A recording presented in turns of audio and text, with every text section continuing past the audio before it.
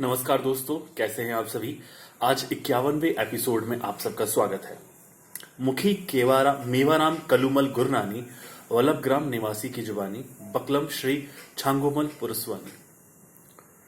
हिंदुस्तान में सिंधियों द्वारा बसाया गया एक गांव है जिसमें सिर्फ सिंधी रहते हैं तथा अपने पैरों पर खड़े हुए हैं। वह गांव है वल्लभ ग्राम। यह गांव राजस्थान में अलवर के पास स्थित खैरथल स्टेशन से 1.5 मील की दूरी पर है। इस गांव का निर्माण सिंध से पलायन होकर आए सिंधियों ने किया है। यह कहने में कोई हर्ज नहीं है कि इस गांव का निर्माण स्वामी लीलाशाह जी की प्रेरणा, सहायता व आशीर्वाद द्वारा ही संभव हुआ है। यहाँ रहने वाले सारे सिंधी पहले सिंध में शाहाली, निजामानी, मातली, सैयदाबाद, सरहारी आदि स्थानों पर रहते थे तथा सिंध से आने के बाद पहले वे सांगानेर आकर ठहरे थे। परंतु उन्हें जब वहां पर अपनी प्रगति की राह नजर नहीं आई, तब उन सबके साथ मैं भी करीब 200 परिवारों के साथ इस वल्लभ ग्राम में आकर बस गया। मेरा सहायक था श्री रेवाचंद प्रताप राय शहदादपुर वाला। सरकार द्वारा प्रत्येक परिवार को 16 बीघा जमीन खेती के लिए दी गई तथा वहां मकान बनवाने के लिए भी जमीन दी, परंतु वह जमीन रहने लायक नहीं थी। नदियों में पानी भी नहीं था। बारिश के पानी द्वारा ही खेती करनी थी तथा जमीन को उपजाऊ बनाना था। हम शरणार्थी थे, सब कुछ लुटाकर खाली हाथ आए थे। बड़ा मुश्किल काम था। हम में से कुछ खेती करने के जानकार थे, कुछ दुकानदार आदि थे। मैं तो अध्यापक पद छोड़कर आया था, परंतु हम में से किसी ने हिम्मत नहीं हारी। मकान भी बने हुए नहीं थे। हम सब किसानों की भांति एक स्थान पर कच्चे झोपड़े बनाकर रहने लगे। खुद को स्थापित करने के लिए प्रयत्न करने लगे। तकलीफें भी देखी, परंतु बारिश पर आधारित खेती का क्या हाल होता है। कभी बाढ़ तो कभी सूखा, कभी बेमौसम बारिश तो कभी बारिश ही नहीं। इसलिए कई मित्र हिम्मत हार बैठे। 75 परिवार नाउम्मीद होकर दूसरे गांवों की ओर चले गए। खेती के लिए जो जमीन मिली हुई थी वह 2 किस्म की थी, एक खेती के लिए उपजाऊ व दूसरी बंजर जमीन। इस कारण वहां बाकी बचे हुए परिवार कोशिश करने लगे कि जो 75 परिवार चले गए हैं उनकी भी उपजाऊ जमीन लेकर बदले में बंजर जमीन सरकार को वापस देकर मेहनत करके खेती आदि की जाए, जैसे बाकी बचे हुए 125 परिवार अपने पैरों पर खड़े हो सके। परंतु वे कोशिशें भी नाकामयाब हो गई। सरकार ने नहीं माना। नतीजा यह हुआ कि बाकी बचे हुए परिवार भी हिम्मत हारने लगे तथा दूसरी ओर जाने के लिए सोचने लगे। पूजनीय स्वामी लीलाशाह महाराज जी में हम सबकी अटूट श्रद्धा थी। स्वामी जी दुर्गापुर कैंप जयपुर में आए हुए थे। मैं अपने भाई फगुनमल व मित्र रेवाचंद को उन्हें लेकर आने के लिए वहां भेजा। स्वामी जी तो शरणार्थियों को पुनः स्थापित करने के लिए काफी प्रयास कर रहे थे, अतः वे आ गए। हमें स्वामी जी ने उपदेश दिया कि आकाशवाणी हुई है कि पलायन मत करो। सरकारी लोगों के ऊपर जो बड़ी सरकार परमात्मा है, तुम उस पर भरोसा रखो। उसी परमात्मा के भरोसे तुम सरकार से फिर जमीन बदलने के लिए कहो तो तुम्हारी कामयाबी होगी तथा आगे चलकर यह गांव तरक्की करेगा तथा आप सब सुखी होंगे। सभी श्रद्धालुओं को स्वामी जी के इन वचनों पर पूर्ण श्रद्धा थी तथा उन्हीं के भरोसे पलायन का विचार छोड़ फिर सरकार से वही बात कही। इस बार सरकार ने माना, हमें कामयाबी मिली। वहां के निवासियों का उत्साह दुगना हो गया। यह कहा जा सकता है कि गांव बसने का पक्का बुनियाद वहीं से बढ़ा। न सिर्फ इतना, परंतु हमने सरकार से जो मदद की उम्मीद रखी थी, सरकार ने उसे 100 गुना अधिक मदद दी। यह सब कृपा जादू के समान थी, जिसके हकदार पूजनीय स्वामी लीलाशाह जी थे। स्वामी जी ने पहली बार आते ही पहले प्रश्न पूछा था कि यहाँ स्कूल है या नहीं। वहां तो कच्चे झोपड़े ही थे, अतः उन्हें बताया गया कि रहने के लिए ही मकान नहीं है तो स्कूल कहाँ बनाए। स्वामी जी ने स्कूल की आवश्यकता बताते हुए उन्होंने स्वयं 51 रुपए का चंदा देते हुए कहा कि हिम्मत करके स्कूल खोलने के लिए कोशिश करें। साथ ही कहने लगे, हिम्मत मर्दा मदद खुदा। स्वामी जी ने स्कूल के लिए तन मन धन से सहायता की। स्कूल के लिए दूसरी बार 5101 रुपए तथा तीसरी बार फिर 5101 रुपए दिए। अन्य प्रकार से भी आर्थिक सहायता करते रहे। आखिर स्कूल खुल गया व बढ़ता गया।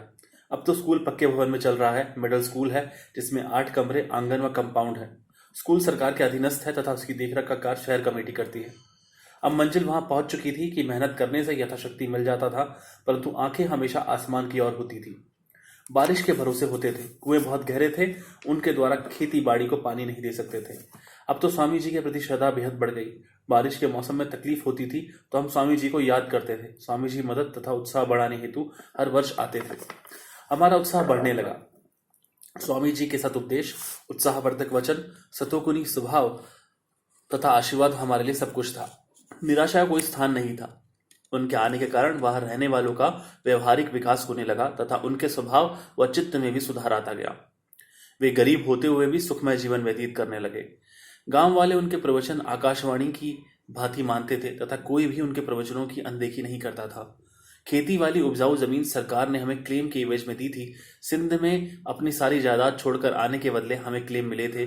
जिनके पास क्लेम नहीं था उनसे जमीन हेतु 450 रुपये प्रति एकड़ के लिए जा रहे थे तथा सरकार ने खेती आदि के लिए जो कर्ज दिया था उसकी वसूली के लिए कठोर कदम उठाए जा रहे थे।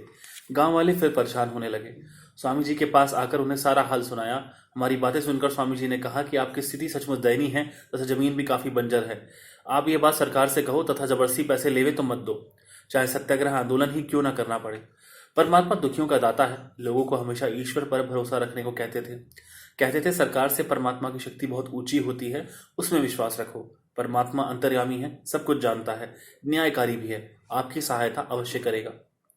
हमने स्वामी जी की आज्ञा अनुसार कोशिश की। नतीजा यह निकला कि सरकार कुछ नर्म हुई। जमीन की कीमत 1/3 कम की तथा मिले हुए कर्ज भी 1/3 कम कर दिए तथा वह कर्ज भी किश्तों के रूप में लेने को तैयार हुई। यह चमत्कार देखकर सब गांव वाले स्वामी जी की जय जयकार करने लगे। स्वामी जी ने अब गांव को सुदृढ़ बनाने के लिए आज्ञा दी कि पहले गांव में बिजली लाने की कोशिश करो, उसमें अवश्य सफलता मिलेगी, सबका भला होगा। हमने कोशिश की। स्वामी जी के कहे अनुसार बिजली तुरंत मिल गई। अब खेती हुए कुओं से बिजली द्वारा पानी निकालकर खेती बाड़ी होने लगी।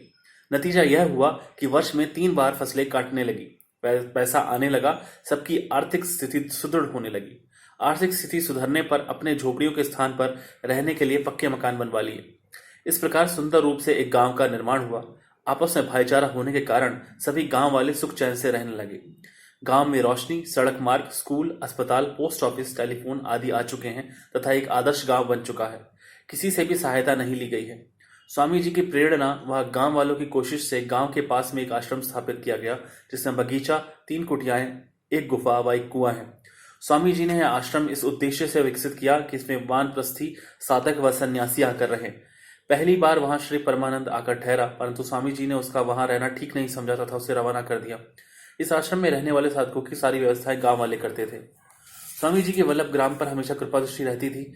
एक बार की बात है, फसल तैयार हो चुकी थी, चारों ओर जोरदार बारिश हो रही थी, ओले गिर रहे थे तथा खड़ी फसल को नुकसान होने की संभावना थी। गांव वाले हैरान परेशान थे। स्वामी जी उस समय वल्लभ ग्राम में थे। सत्संग चल रहा था तथा बाहर लोगों का ध्यान सत्संग से हटकर आसमान की तरफ हो गया। उनके मन में डर उत्पन्न होने लगा। स्वामी जी यह देखकर कुछ सब समझ गए तथा उन्होंने आसमान की ओर देखकर कहा कि डरो मत, ओले नहीं गिरेंगे, फसल को कुछ नहीं होगा। कुदरत का करिश्मा देखिए, स्वामी जी के वचन सत्य हुए, संकट टल गया। फसल को छोड़कर ओले दूसरी ओर गिर रहे थे तथा उस दिन से आज तक वल्लभ ग्राम में ओले नहीं गिरे। दूसरा, एक बार पूज्य स्वामी जी आगरा जाने वाले थे। उनका दस्तूर था कि वे अधिकतर खुले मैदान में आसमान के नीचे बैठकर सत्संग करते थे। धीरे धीरे वहां काफी प्रेमी आ जाते थे तथा वातावरण सत्संगमय हो जाता था। उस दिन भी प्रेमी बैठे हुए थे। एक श्रद्धालु धार्मिक पुस्तक पढ़ रहा था जिसका अर्थ स्वामी जी समझा रहे थे। रेल में जाने का समय हो रहा था, अतः उन्हें कहा गया कि स्वामी जी रेल का समय हो गया है। उन्होंने पुस्तक पढ़ने वाले से पूछा, अभी इसमें कितना समय लगेगा? उसने कहा, स्वामी जी लगभग आधा घंटा। उन्होंने कहा, इसे पूरा करो। लीलाशाह अर्थात लेट, रेल अपने आप ले चलेगी। सचमुच रेल आधा घंटा लेट चली और स्वामी जी उसी रेल में रवाना हो गए। तीसरा, सर्दी का मौसम था। स्वामी जी वल्लभ ग्राम में थे। चारों ओर प्रेमी बैठे हुए थे। एक प्रेमी ने निवेदन किया कि इस बार सर्दी में बारिश नहीं हुई है, रबी की फसल हेतु बारिश की आवश्यकता है, अतः कृपा करें। स्वामी जी ने एकदम कहा कि इस बार सर्दी में बारिश नहीं आएगी। सभी सोचने लगे कि अगर बारिश नहीं होगी तो फसल नहीं होगी तथा हम परेशानी में आ जाएंगे। स्वामी जी ने उन्हें दिलासा देते हुए कहा कि अगर बारिश होती तो बेचारी गायों को परेशानी होगी, क्योंकि आपके यहाँ उनके लिए बारिश के बचने हेतु कोई उचित व्यवस्था नहीं है। बाकी रहा आपकी परेशानी का सवाल, तो बारिश ना होने से आपकी फसल को कोई नुकसान नहीं होगा, आपको कोई तकलीफ नहीं होगी। सचमुच स्वामी जी के वचन सत्य निकले। उस वर्ष सर्दी में बारिश नहीं हुई तो फसल भी बहुत अच्छा हुआ। पहले कभी ऐसा नहीं हुआ था। ऐसे थे सभी जीव जंतुओं का भला चाहने वाले स्वामी जी। चौथा, एक आश्चर्यजनक घटना मेरे साथ भी बीती। वल्लभ ग्राम के प्रत्येक कार्य की अगवानी मैं ही करता था। एक बार मुझ पर अदालत में एक केस किया गया कि किशनगढ़ निवासी हेड मुंशी से किसी जनता सेवा कार्य के सिलसिले में बात करते हुए जोश में आकर मैंने उसे पीटा है। यह केस शुरू हुआ। पूज्य स्वामी जी को भी इस केस के बारे में जानकारी मिली। उन्होंने पत्र लिखा, तुमने ठीक काम तो नहीं किया है, परंतु तुम्हारे जनता हितार्थ सेवा कार्यों को देखते हुए तुम्हें बताते हैं कि तुम चिंता मत करना, तुम्हें कुछ दंड भरना पड़ेगा, बाकी अन्य कोई सजा नहीं मिलेगी। केस समाप्त हुआ। निचली अदालत ने मुझे 2 माह की कैद व 200 रुपए के दंड की सजा सुनाई। परंतु फैसले के बाद ही मजिस्ट्रेट बैठा रहा, क्योंकि उसके पास दूसरा कोई केस नहीं था। मैं कभी अदालत नहीं पहुंचा था, मेरे आने से पहले ही फैसला सुना दिया गया था। मैं आधा घंटे बाद पहुंचा तो मेरी जमानत ली गई।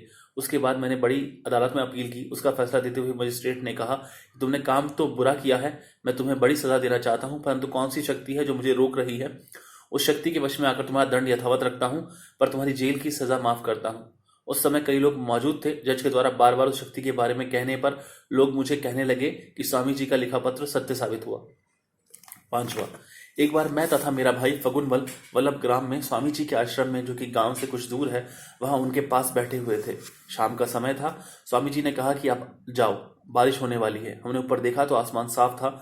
उठने पर इच्छा ही नहीं हो रही थी तथा बैठे रहे। स्वामी जी फिर कहने लगे कि बारिश होने वाली है, अब जाओ। हमने फिर ऊपर देखा तो आसमान साफ था। अब भी उनसे बात करने की इच्छा थी, इसलिए बैठ गया। आखिर स्वामी जी ने तीसरी बार जोर से कहा, अब जाओ, बारिश आने ही वाली है। हम उठकर चलने लगे। अब कुछ दूर ही गए होंगे कि एकदम बारिश आ गई तथा हम भीग गए। यदि उस समय निकलते तो ऐसे नहीं होता। 6, एक बार स्वामी जी आगरा स्थित गौशाला में थे। मैं भी उनके साथ था। सत्संग चालू था। अचानक घनघोर घटाएं आ गई। बादल गरजने लगे। हम सब बाहर खुले मैदान में बैठे हुए थे। हम सब सोच रहे थे कि अंदर चलकर बैठना चाहिए, अतः बार बार ऊपर देखने लगे। हमारा ध्यान बटा हुआ देखकर स्वामी जी ने कहा, चुपचाप बैठकर सत्संग सुनो, चिंता मत करो। आप सब बारिश शुरू होने से पहले ही अपने अपने घर पहुंच जाएंगे। हुआ भी ऐसा ही। सत्संग समाप्त हुआ। 3-4 मील दूर से आए हुए प्रेमी जब अपने अपने घर पहुंचे तब बारिश आई। 7वां, एक बार खैरथल रेलवे स्टेशन पर स्वामी जी, उनका सेवाधारी श्री वीरभान, मैं तथा मेरे गांव का एक प्रेमी खड़े हुए थे। हमेशा की भांति स्वामी जी प्रथम श्रेणी का टिकट लेकर प्रथम श्रेणी के डब्बे के पास आए तो देखा कि गार्ड ने दरवाजा बंद करके ताला लगा दिया है। इस कारण डब्बे में कोई चढ़ नहीं पा रहा था। गार्ड को बुलाकर दरवाजा खोलने के लिए कहा तो उसने कहा कि पिछले दरवाजे से डब्बे में चढ़ जाओ, उस और प्लेटफॉर्म था ही नहीं। हम सब उस तरफ जाने के लिए तैयार होने लगे तो स्वामी जी ने फरमाया कि यह बिना कारण दरवाजा बंद करके जनता को परेशान कर रहा है। अगर ऐसे सहन करेंगे तो जनता के लिए कौन कोशिश करेगा? अतः पीछे की ओर नहीं चलेंगे, इसी दरवाजे से चढ़ेंगे। गार्ड ने सुना सुना करके सीटी बजाई, परंतु स्वामी जी नहीं चढ़े तो रेल ने भी चलने से इनकार कर दिया। गार्ड ने फिर सीटियां बजाई। ड्राइवर बार बार कोशिश करने लगा, परंतु रेल 1 इंच भी आगे नहीं बढ़ी। काफी कोशिश करने के बाद जब गार्ड व ड्राइवर थक गए तब मैंने गार्ड से कहा कि जिद छोड़कर पूज्य स्वामी जी के लिए इस तरफ का दरवाजा खोल दो, नहीं तो रेल खड़ी रहेगी। गार्ड ने फिर भी कोशिश की, परंतु रेल नहीं चली। आखिर गार्ड ने हार मान ली। उसने दरवाजे का डब्बा खोला। स्वामी जी इसमें बैठे तो रेल चल पड़ी। उस समय मेरे मन में यह विचार आया कि इस छोटी सी बात में स्वामी जी ने अपनी आत्मशक्ति का इस्तेमाल क्यों किया। मैंने यह विचार किसी के भी सामने प्रकट नहीं किया। स्वामी जी आगरा पहुंचे तथा उसी दिन 14/4/1963 को मुझे पत्र आगरा से लिखा, प्रिय मेवाराम, तुम सह परिवार प्रसन्नता पूर्वक रहो। ईश्वर कृपा से हम सुखपूर्वक आगरा पहुंच गए। अब कल 15/4/1963 मंगलवार को रात्रि 11 बजे नैनीताल के लिए रवाना होंगे। खैरथल स्टेशन पर जब रेल का डब्बा नहीं खोलने पर आपने तथा वीरभान ने गार्ड से इतना कहा, फिर भी उसने दरवाजा नहीं खोला। हमारा सचमुच रेलगाड़ी खड़ी करने का विचार नहीं था, क्योंकि उससे कई मुसाफिरों को तकलीफ होती है। यह तो सिर्फ गार्ड को दिखाने के लिए था। यदि वह दरवाजा नहीं भी खुलता तो हमारा काम तो चल जाता, परंतु दरवाजा खुला नहीं होने के कारण अन्य कई मुसाफिरों को भी तकलीफ होती, क्योंकि वह पैसेंजर रेल थी तथा प्रत्येक स्टेशन पर रुकती है। बीच में 3-4 स्टेशनों पर रेल रुकी भी थी तथा दरवाजा खुला होने के कारण कई मुसाफिर चढ़ व उतर रहे थे। कई मुसाफिर ऐसे भी थे जो रेल से नीचे उतरकर आपस में आसानी से बात कर रहे थे। इसके अलावा गार्ड को भी अपनी गलती का एहसास हुआ कि बिना कारण किसी को परेशान नहीं करना चाहिए। स्वामी जी हमेशा कहते थे, हे भगवान, हम सबको सद्बुद्धि दो, शक्ति दो, निरोगता दो, तो अपने अपने कर्तव्य पाले तथा सुखी रहें। धन्यवाद।